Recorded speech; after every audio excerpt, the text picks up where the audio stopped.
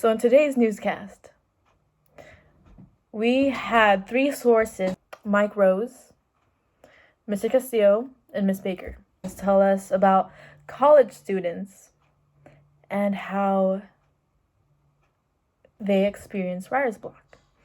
But after further researching into what they were saying and telling, we have noticed that there was a hole. There were many holes, but there was one in particular that stood out. The biggest hole out there. The biggest hole that we found was that not only does writer's block affect college students, but it affects high school students as well. And they had no research into how writer's block affects high school students. So you see, writer's block is something many of us go through. As a student myself, I've gone through writer's block many times. Middle school, I've gone through it in high school, and I'm currently going through it in college as well. The thing is that they didn't think about or didn't mention is how writer's block affects high school students as well as middle school students. I understand that college students have much more writing than high school students. There is much more thought into writing and thought into essays and research. But although college students write more, doesn't mean that we should excuse the fact that high school students get writer's block as well. So, what is the gap? Writer's block affecting high school students. What question did it lead me to? So, what question did it lead me to?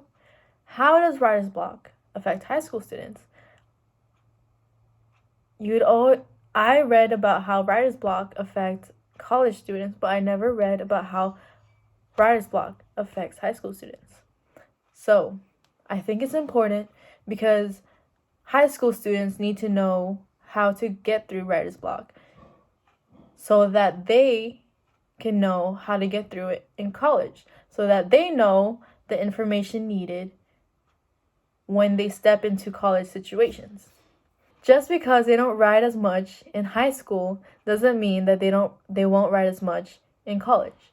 You see, they talk about how college students go through writer's block and how it affects them and what causes it, like stress, sense of failure, what else? Teachers giving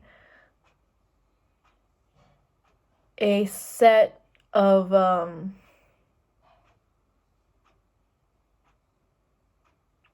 anyways. So it is important for high schoolers to know about writer's block. You see, they need the information about writer's block, how it affects them, how it'll affect them later on as well, how they can get through it in high school, how it affects them in high school, the reasons why it affects them in high school. And with that information, with the information that they learn, they are able to take that information, use it in college so that they would have less difficulty in getting through writer's block.